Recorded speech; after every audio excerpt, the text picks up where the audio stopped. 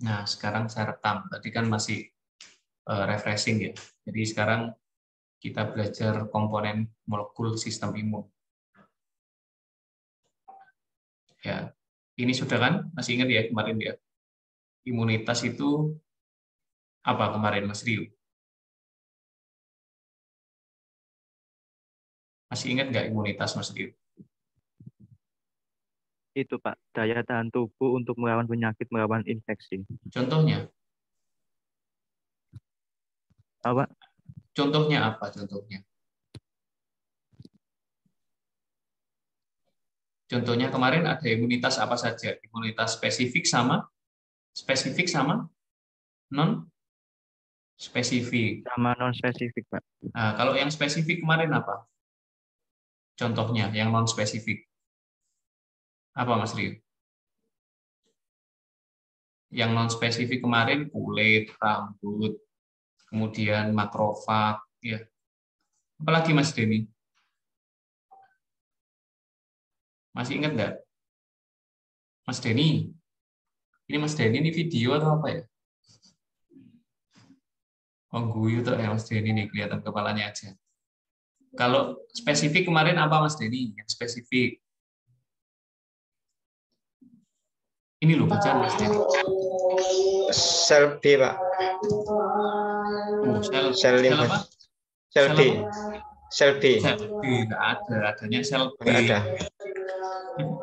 Ya, jadi ya respon imun itu ada spesifik, ada non spesifik. Kalau non spesifik itu ya dia tidak perlu memori. Yang non spesifik itu kayak kulit, rambut, badan itu terus ludah, kemudian di lambung itu ada asam lambung, itu non spesifik. Kalau spesifik ada memorinya, ingat terhadap infeksi sebelumnya. Ini loh. Spesifik itu reaksi melawan substansi asing, kemudian reaksi ini meliputi reaksi seluler sama molekuler, jadi humoral sama seluler. Jadi ada memorinya, ya. Kemudian ini manfaat imunologi ya. Jadi sistem imun itu kalian harus belajar imunoserologi itu fungsinya apa sih? Banyak fungsinya. Fungsinya itu kalian bisa ini. Karena sistem imun itu banyak manipulasinya, jadi kalian harus belajar ini agar kalian itu bisa mengenali prinsip antigen antibodi, bisa melakukan beberapa dasar pemeriksaan imunologi seperti pemeriksaan antigen antibodi, pemeriksaan PCR, ya. Jadi sistem imun itu bisa dimanipulasi, dirubah-rubah, ya, bisa dikontrol untuk melawan penyakit, mengontrol atau melawan penyakit itu bisa.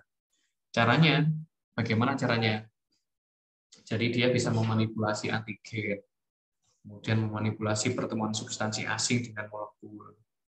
Kemudian kalau belajar imunologi, kan kalian akan tahu bagaimana cara membuat vaksin, bagaimana vaksin itu bekerja. Ini penting buat kalian. Ya, pertama kali itu pada Jenners ya, orang yang kena terinfeksi cacar air zaman dulu, setelah sembuh dia tidak pernah terkena infeksi smallpox lagi. Ini maksudnya imunitas yang apa ini? Tipe yang apa? Novia. Dia punya apa berarti? Punya memori ya. Ayo, Silvi.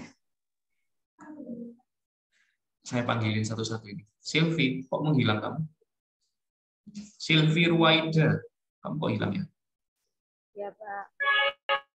Ini maksudnya apa, Dek? Kalau pemerah susu, kemudian menderita smallpox, setelah sembuh, dia tidak pernah atau jarang lagi terkena smallpox.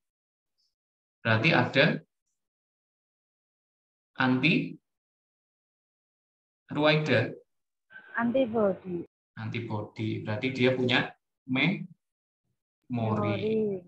Mbak Eka, berarti kalau punya memori ini berarti imunitas yang apa? Spesifik ya.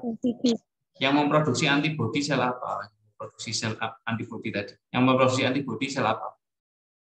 Sinta. Sinta. Sel apa Sinta? Sel plasma. Sel plasma. Pinter-pinter gitu loh.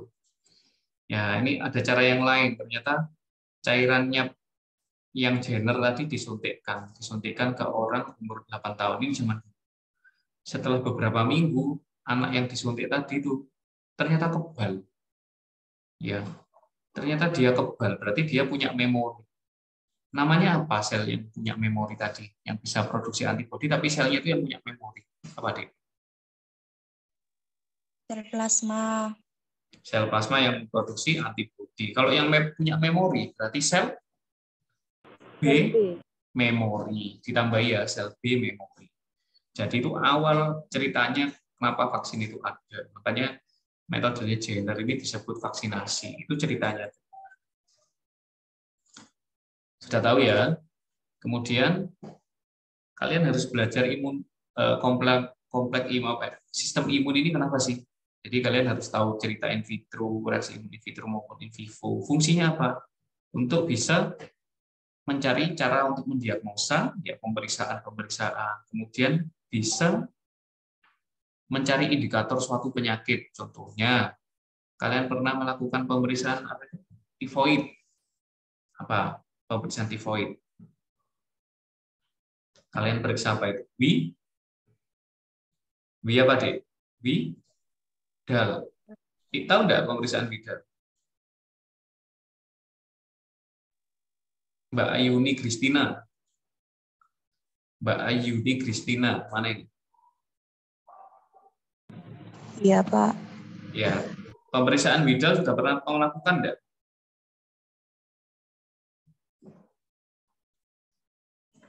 D. Pemeriksaan Widal sudah pernah melakukan enggak? Hei. Kok iya aja enggak muncul suara? Belum pernah? Belum. Jadi Widal itu kita memeriksa antibodi terhadap typhoid fever. Jadi nanti setelah lebih dari 10 hari itu kan terbentuk imunoglobulin G namanya. Nah, itu imunoglobulin G nanti yang kita periksa di Widal. Kalau imunoglobulin M tadi berapa hari, Mbak Tarisa? Imunoglobulin M, Mbak Tarisa Suci. Nyalakan mic-nya. Berapa hari, Mbak Tarisa? Jawab aja, enggak apa-apa. Imunoglobulin M itu awal infeksi, berapa hari dia bisa hilang? 10 hari. Yang tadi. Ya. Tangannya berapa, Mbak Tarisa? Tangannya imunoglobulin M tadi itu berapa? Jarinya berapa, Mbak Tarisa?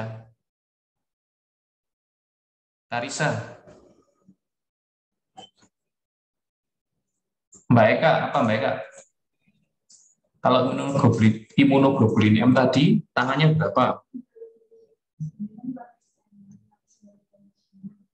Ayo, ada berapa Mbak Eka? Mbak Eka Oktaviana. Ayo, jawab Pak. Ada 5. Nggak apa-apa, kamu jawab aja. Ya, jadi ini saya ulangi lagi. Komponen-komponen imunitas itu ada yang disebutkan Mas Rio tadi, ada innate ya, maupun accurate atau adaptive immunity. Ini bisa disebut juga imunitas non-spesifik. Kalau yang adaptif bisa juga disebut imunitas yang spesifik. Nama lainnya banyak. Nama lain dari imunitas non-spesifik itu innate immunity atau natural immunity. Jadi sudah ada sejak fetus atau sudah ada sejak dilahirkan. Kemudian dia sebagai garis pertahanan yang pertama kali. Contohnya apa tadi? Kulit, kemudian rambut, dan lain sebagainya. Asam lambung itu termasuk imunitas yang pertama kali atau non-spesifik. Kalau yang accurate ini didapat ya. Nama lainnya imunitas yang didapat. Accurate ini didapat adaptive immunity atau imunitas spesifik. Jadi jangan heran nanti kalau kalian ujian hukum itu kata-katanya banyak sekali. Bisa imunitas didapat, imunitas adaptif, imunitas accurate immunity, itu intinya sama, imunitas spesifik ya. Dia punya atau ditimbulkan ya, punya antibodi atau punya memori. Dia memiliki memori kalau adaptive immunity. Dia muncul karena diinduksi, dirangsang, atau disimulasi oleh substansi asing. Siapa? Bakteri atau virus atau jamur atau parasit. Ya. Yang menginduksi bakteri, parasit, virus, jamur itu disebut dengan antigen. Ya. Antigen asing. Ini bedanya. Innate immunity itu nama lainnya, natural immunity nama lainnya imunitas non spesifik. Ya, diingat-ingat ya. Kalau adaptif imunitas acquired immunity atau imunitas yang spesifik. Ya, dia tidak berubah resisten, dia tidak bisa mengenal atau dia tidak bisa mengingat-ingat infeksi sebelumnya. Tapi kalau imunitas yang spesifik, dia akan mengingat infeksi yang pernah dia dapat atau infeksi sebelumnya. Prinsipnya general tadi. Kalau di innate immunity atau non spesifik, dia bekerjanya pakai isosim, ya, pakai komplement, pakai interferon. Tapi kalau imunitas spesifik atau adaptif atau acquired immunity, dia memakai antibodi. Diingat-ingat ya.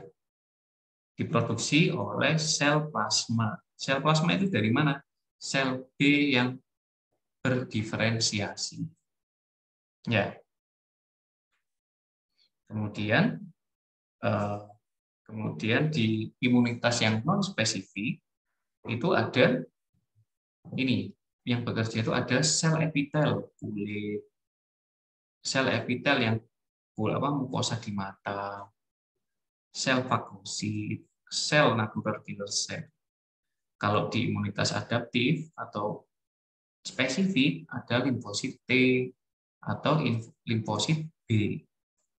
Jadi ini ada tambahan lagi limfosit T dan limfosit B. Kemudian ceritanya kalau ada antigen asing, bakteri, ya jangan ngomong kuman. Kalau kalian nulis itu jangan pernah ngomong kuman. Karena kalian ini sudah kuliah ya, ngomongnya patogen, ngomongnya itu bakteri, virus, parasit, jamur. Ya, kalau masuk ke tubuh, dia akan dihadapi oleh sistem imun innate. Dihadapi oleh innate dulu. Kalau innate tidak mampu, dia tidak bisa menghadapi patogen tadi, baru masuk ke imunitas adaptif. Ya. Imunitas adaptif baru bekerja. Siapa? Ya sel B, ya sel T tadi. Dengan cara apa? Sel B berubah jadi sel plasma sampai memori. Sel plasma membentuk antibodi atau imunoglobulin. Kalau sudah gagal, ternyata antibodi tidak bisa menghancurkan, bakterinya sudah masuk sel makrofag, maka yang bekerja adalah sel T. Ini. Kalau di imunitas innate, apa saja yang bekerja? Imunitas innate itu yang bekerja pertama kali adalah contohnya kulit. Ya, kulit. Kulit yang pertama kali, rambut yang pertama kali, cairan air mata pertama kali, cairan ludah itu pertama kali, cairan yang ada di hidung itu pertama kali. Itu namanya imunitas yang innate atau non spesifik. Ya. Kemudian dia akan setelah misalkan infeksinya sudah lewat di kulit, ternyata masih tidak bisa membentengi tubuh kulit kita. Nanti dia akan musuh dengan siapa? Ketemu siapa? Fagosit. Sel fagosit yang akan memakan bakteri tadi. Sel fagosit itu apa saja? Sel makrofag, sel neutrofil, sel monosit. Ya. Sel fagosit yang bekerja di imunitas innate apa saja? Misalkan ada pertanyaan seperti itu. Jawabannya sel makrofag, sel neutrofil, sel monosit. Ingat-ingat ya. Ini tidak akan punya memori mereka. Fungsinya kalau ada bakteri ya dimakan aja. Ada patogen apa aja dimakan aja, ditelan mentah-mentah. Kemudian di sistem imun innate ada apa lagi? Ada sel NK, sel natural killer cell. Ya, sel natural killer itu nanti dia akan memakan bakteri-bakteri yang di luar atau dia bisa membunuh sel yang terinfeksi bakteri atau terinfeksi virus. Ya. Kemudian apalagi yang di imunitas innate? Di imunitas innate nanti ada lagi namanya soluble faktor. Nanti ada interferon, interferon gamma, sitokin, dan lain sebagainya. Apa itu interferon? Interferon itu protein yang diproduksi oleh sel yang terinfeksi virus.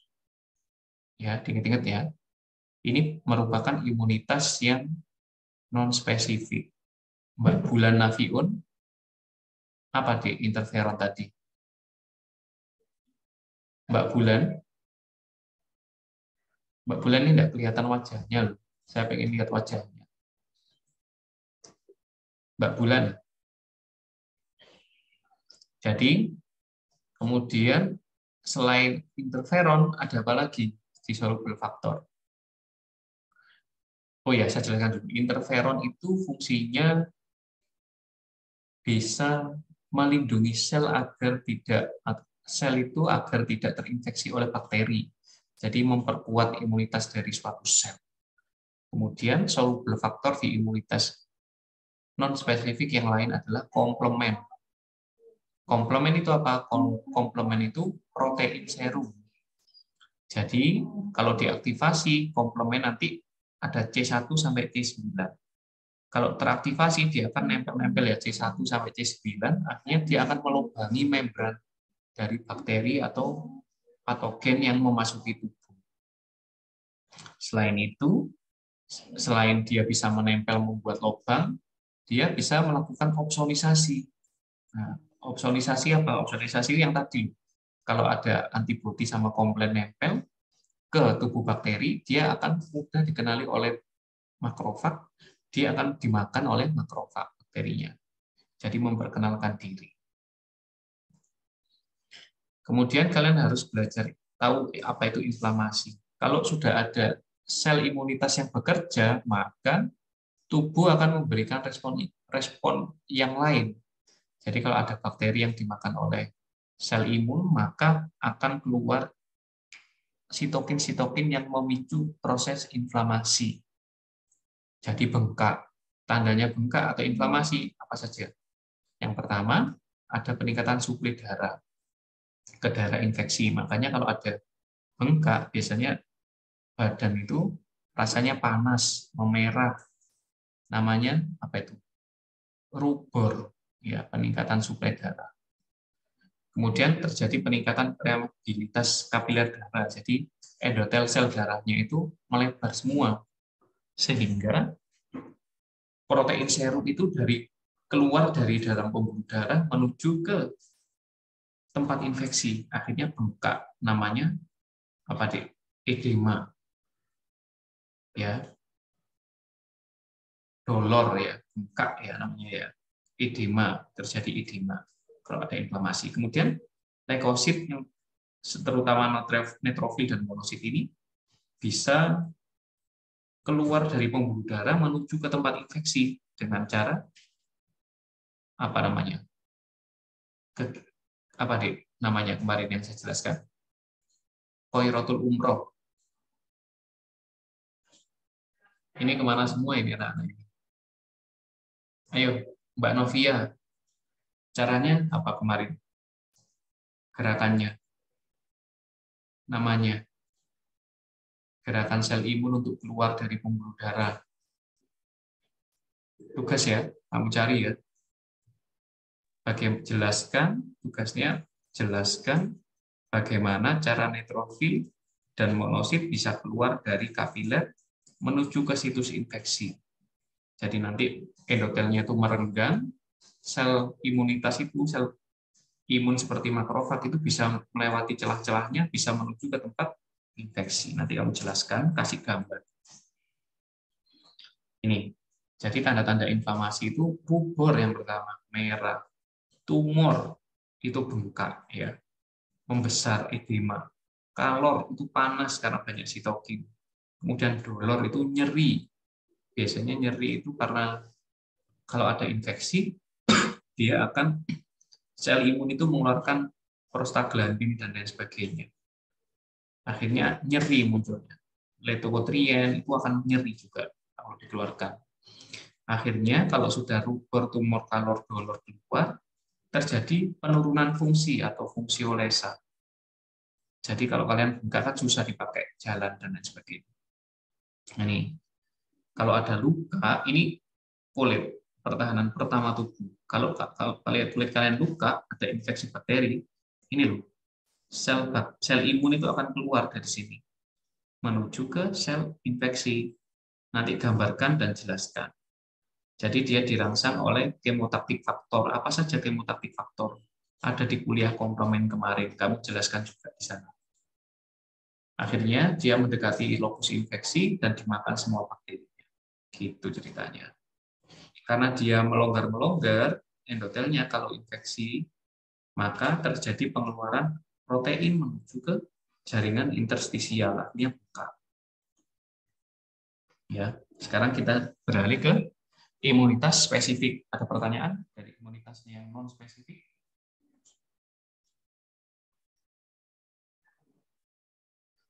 Ada pertanyaan deh? Belum, Pak. Belum.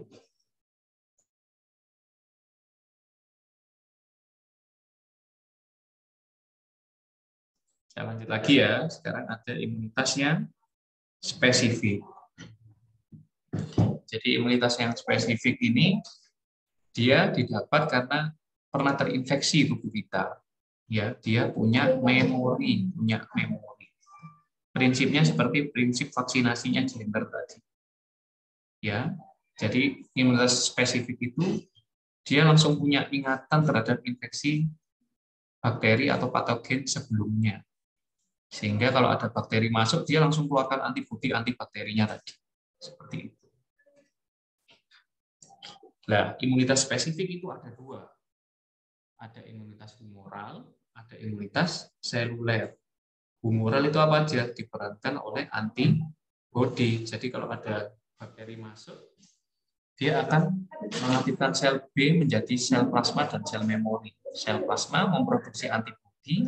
Antibodi ini fungsinya mengikat reseptor dari bakteri sehingga bakteri tidak bisa menginfeksi atau malah bakteri bisa dihancurkan. Kalau imunitas seluler melalui limfosit T. Jadi kalau imunitas seluler bisa situ.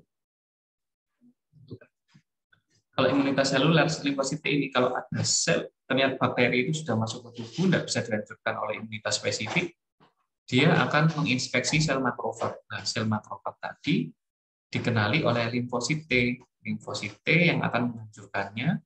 Akhirnya setelah makrofag ini dihancurkan, sel bakteri atau virusnya keluar, barulah sel bakteri atau virus tadi dihancurkan saat di luar sel makrofag tadi.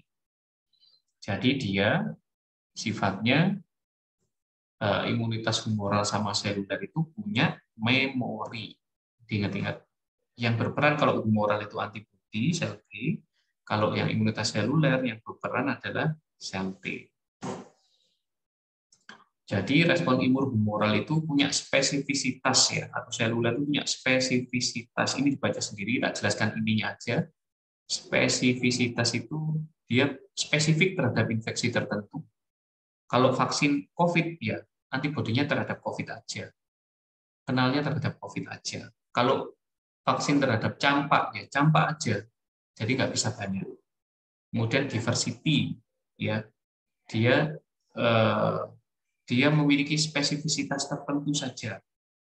Kemudian dia bisa di tubuh kita itu bisa mengenali banyak antigen. Jadi sel B itu nanti bisa punya memori terhadap A, B, C, D tergantung bakteri yang kita kenalkan ke dia. Terus memori, jadi dia punya ingatan. Jadi kalau saya habis divaksin COVID, dia akan ingat bentuknya COVID itu seperti itu. Jadi nanti kalau ada COVID lagi, ada infeksi COVID lagi ke tubuh kita, dia akan langsung menghancurkan virus COVID tadi, SARS-CoV tadi. Ya, yang berperan apa? Sel B memori sama sel T memori, itu nanti bisa keluar ujian ya.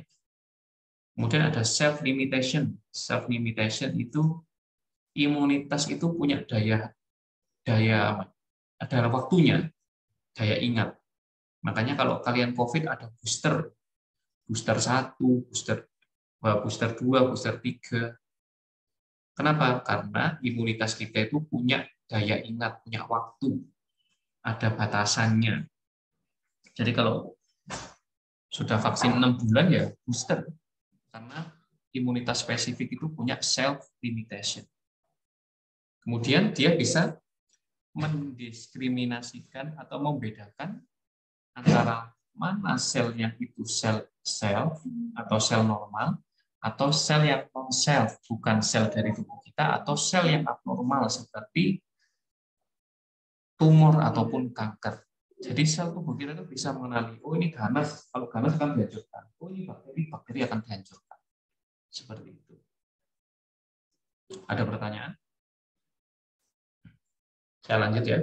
Organ yang terlibat dalam sistem imun yang saya jelaskan sebelumnya, ada organ limfoid primer dan sekunder. Ya, limfoid primer dan sekunder. Sel limfoid yang imatur belum matang biasanya pada limfoid primer. Ya, jadi di organ-organ limfoid seperti tonsil, jaringan limfa, itu banyak sel limfositnya, termasuk sel B maupun sel T. Dia akan mengalami pematangan di sel ini ya, di sumsum tulang sel B itu, di timus. Kemudian kalau sel B di sumsum tulang, dia setelah matang dilemparkan ke di darah, dilemparkan ke aliran darah, kemudian dia pindah-pindah sendiri ke jaringan atau sel atau jaringan tubuh kita. Di sana dia akan berdiam diri sampai dia mati. Kalau sel timus dari organ timus, dia fungsinya maturasi sel T. Jadi maturasi sel T di mana? Di timus, kelenjar timus. Atau nanti kelenjar timus ada di mana? Di daerah toraks, dada.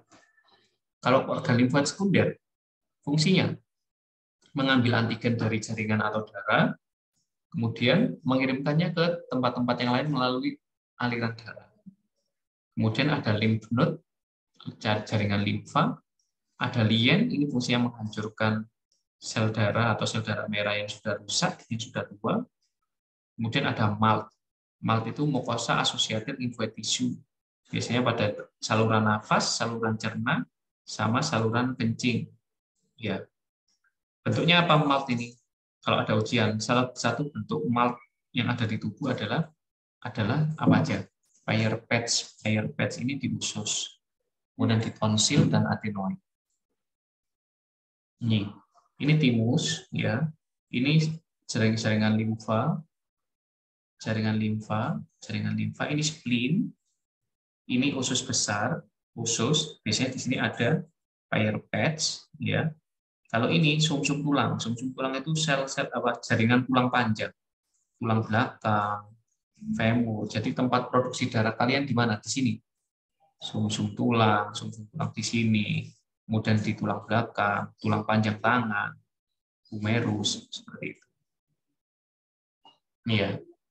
Jadi sel T itu diproduksi di timus. Setelah matang, dia akan dikeluarkan menuju vena. Vena menuju jantung, dipompa ke seluruh tubuh. Makanya di semua sel tubuh, di semua jaringan tubuh kita, itu bisa ditemukan sel T. Ini gambarannya. Kalau sudah tua, dia akan masuk ke spleen. Dihancurkan, muter lagi seperti itu, ya. Itu ceritanya. Kenapa kok limfosit itu ada di seluruh tubuh? Karena dia ikut peredaran darah dari timus, dari spleen, dari organ limfoid yang lain itu masuk ke vena, masuk ke jantung, dipompa ke semuanya. Nah ini, ya. Jadi apa saja? Banyak sekali. Jadi nanti tempat tubuh kita untuk memproduksi sel imun itu ada di sini, di bone marrow, di MALT, lymph node, jaringan perifer, timus, muter aja banyak. Kalau nanti semuanya dihancurkan di spleen. Ya, semua sel itu tadi asalnya dari mana? Stem cell di bone marrow. Stem cell itu sel yang bisa berubah menjadi apa saja. Saya jelaskan tadi ada mieloid, ada stem cell mieloid, ada limfoid. Kalau mieloid ini jadi sel-sel fagosit sama sel darah merah dan lain-lain. Sel keping darah, trombosit dan lain sebagainya. Kalau jalur limfoid atau stem cell limfoid itu memproduksi limfosit B dan limfosit T. Ya, Kemudian kalau fagosit, ingat-ingat fagosit itu dibedakan menjadi monosit sama polimorfonuklear. Monosit itu intinya satu besar, ya. Kalau polimorfonuklear itu intinya banyak, bentuknya neutrofil, basofil, dan eosinofil. Ini bentukan apa, Dik? Ayo apa? Ini jadi PR kalian, ini bentukan apa? Nanti kalian jawab ya. Nah, ini bentukan apa? Ini kalian harus tahu. Nanti PR-nya ini, gambar 1 itu namanya apa, gambar 2 namanya apa. Ya. Nanti fungsinya apa, itu PR kalian. Jadi limfosit ini diproduksi di sumsum tulang, kemudian diedarkan ke seluruh tubuh. Akhirnya dia nempel di organ usus, namanya Malpighier patch dan lain. Kemudian fungsinya apa? Fungsinya limfosit ini menempel kalau ada bakteri, sel yang terinfeksi bakteri, itu ditempeli. Kalau sel T, dia memproduksi antibodi. Kalau sel T, dia berfungsi menghancurkan sel yang terinfeksi virus, bakteri, atau parasit. Ya. Dia, kalau sel T punya CD3, kalau sel B punya CD11. Ini sudah ingat ya. Sel limfosit B itu diproduksi di sumsum tulang. Kemudian dia fungsinya membentuk imunoglobulin GAMDE. Limfosit B apa yang membentuk imunoglobulin? Sel plasma. Kalau sel B yang fungsinya punya memori, itu namanya sel B memori. Nanti dia bisa menjadi sel plasma juga. Limfosit T. Jadi limfosit T itu punya TCR atau T cell receptor. Fungsinya dia berikatan dengan HLA, MHC, Maillard Histocompatibility Complex. Kelas berapa yang kemarin? Masih ingat nggak kelas 1 apa kelas 2? Kelas 1 kalau limfosit T. Kalau yang kelas 2 tadi di sel T helper. T helper yang mana? Yang masih kelas 2. Yang fungsinya nanti memproduksi apa? Antibodi. Lanjut ya. Kemudian sel T helper ini fungsinya bisa berdiferensiasi menjadi TH1 dan TH2. Ya. Kalau dia sudah kontak dengan MHC, ya, dia akan mengaktifkan sel B, mengaktifkan sel T. Kalau TH2 itu mengaktifkan sel B, dicatat ya. Kalau TH1 mengaktifkan sel T sitotoksik.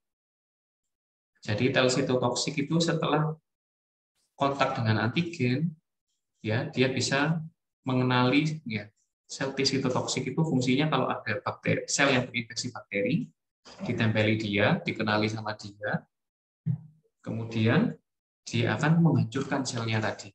Selnya tadi dihancurkan sama dia.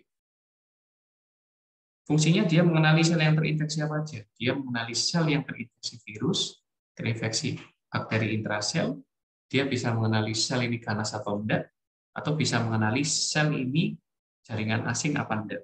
Kalau allograft itu transplant, biasanya pada transplant ginjal dan lain sebagainya. Ini, ya, sel B itu punya reseptor, reseptornya dari antibodi itu.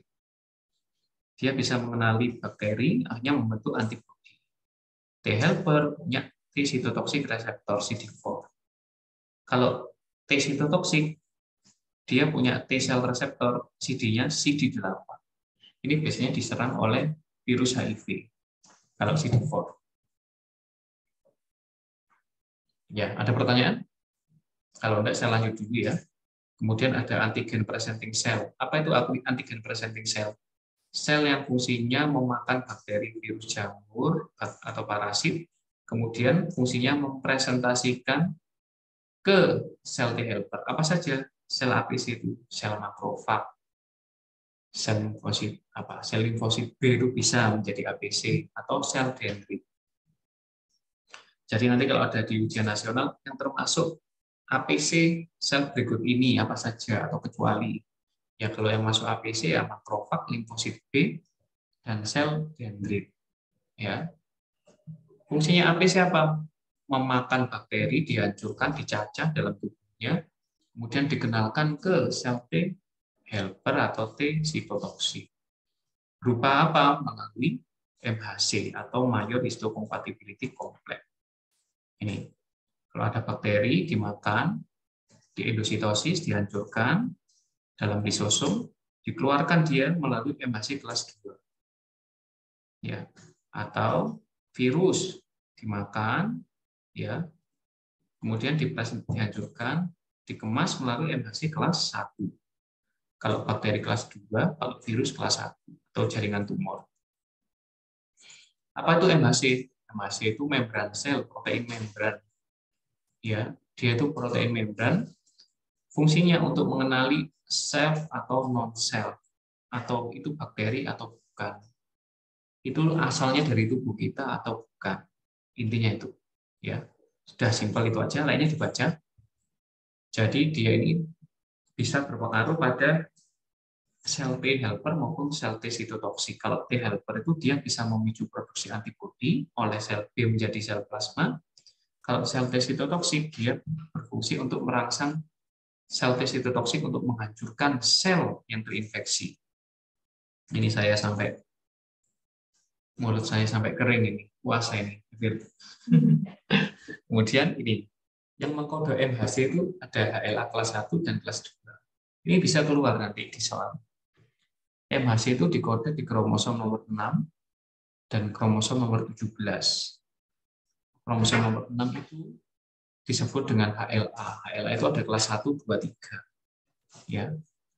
HLA kelas 1 ini pengkodenya regio ABC, kalau kelas 2 di DP, DG, DR. Ini dihafalkan aja. Next dulu. Ini GR itu apa aja? Gennya ini nggak usah tahu sampai dalam. HLA itu sedemikian rumit kalau kalian nanti sekolah S2 atau S3. HLA, DR, DG, DP, ada macam-macam. Ini punya fungsi masing-masing. Ini nggak usah tak jelaskan, tapi kalian nice to know.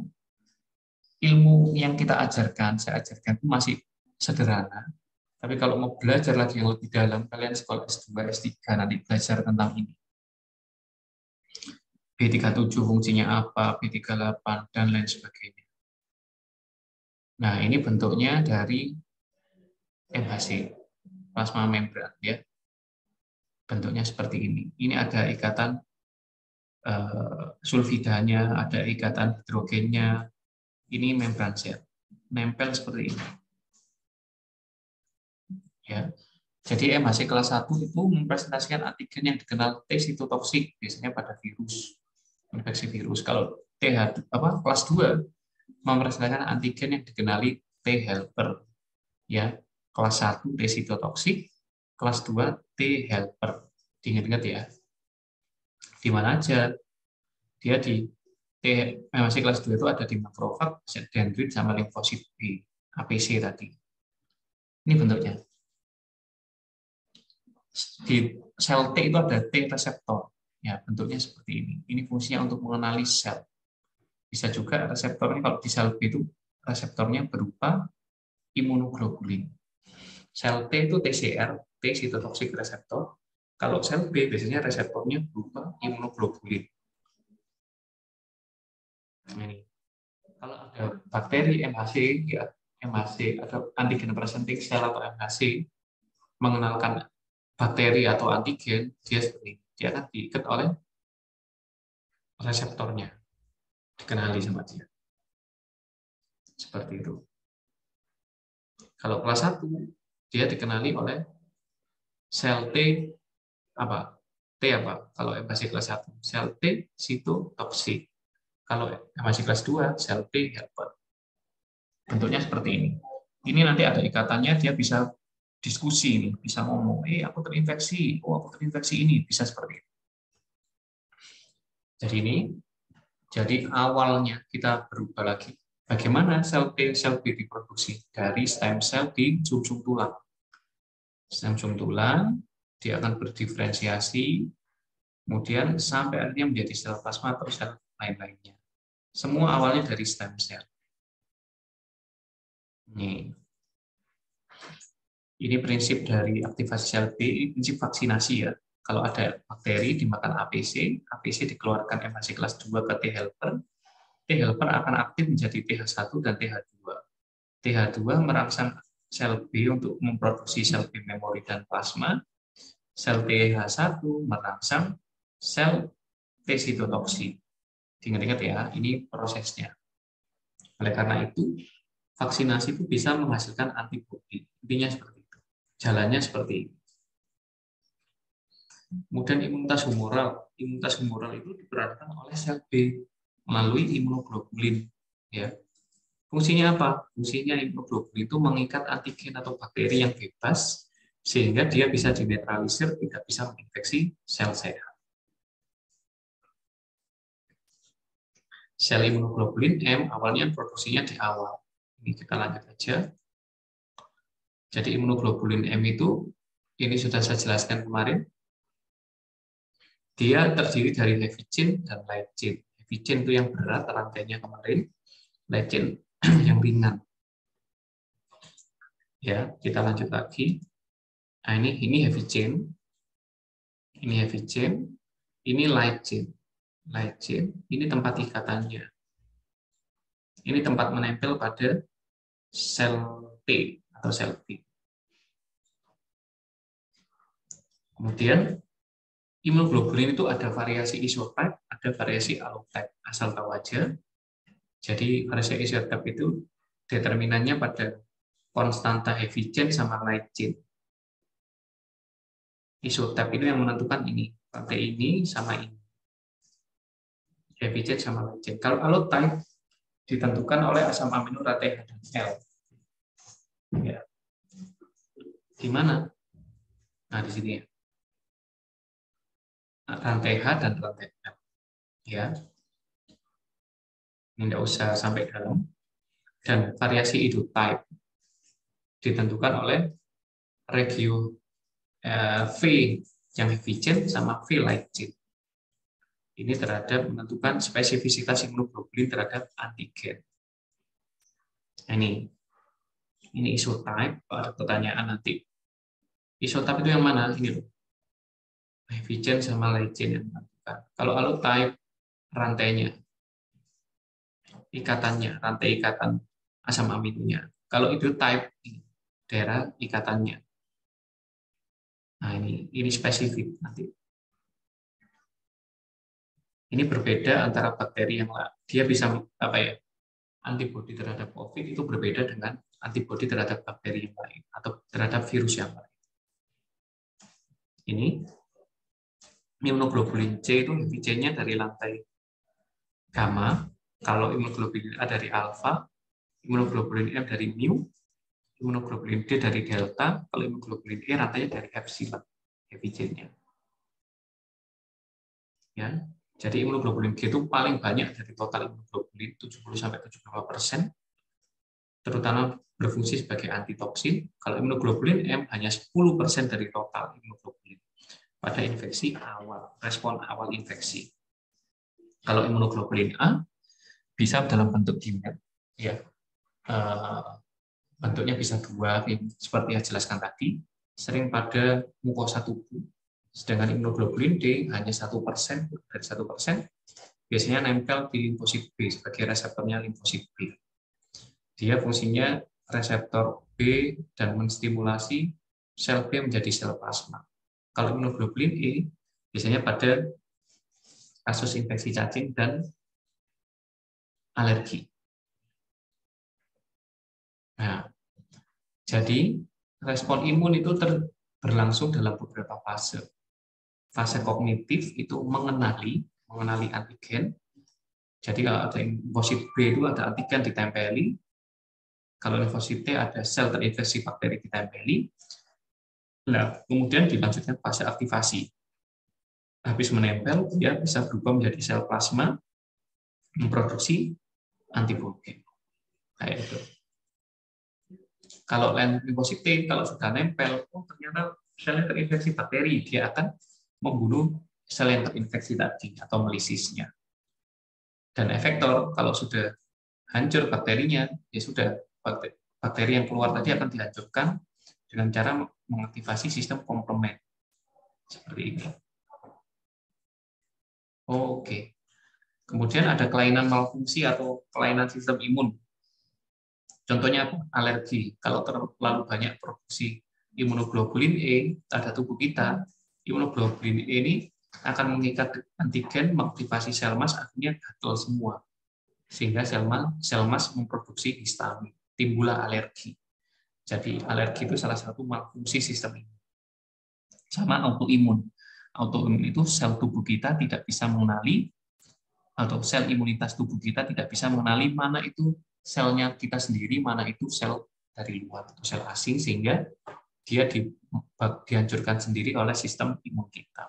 Contoh penyakitnya, sel rheumatoid disease, diabetes tipe 1, dan rheumatoid arthritis. Kemudian ada imunodefisiensi atau kekurangan imun. Jadi orang-orang itu beberapa kasus itu ada orang yang tidak punya imunoglobulin. Kemudian ada juga agama globulinemia, ada juga HIV. Jadi orang HIV itu sel CD4-nya dihancurkan sehingga imunitasnya akan turun. Jadi gampang terkena penyakit infeksi yang lain selain HIV. Seperti itu, ada pertanyaan? Nanti materinya saya upload ya. Saya akhiri dulu ininya. Saya stop recording, nanti saya upload. Saya stop recording dulu, kita diskusi.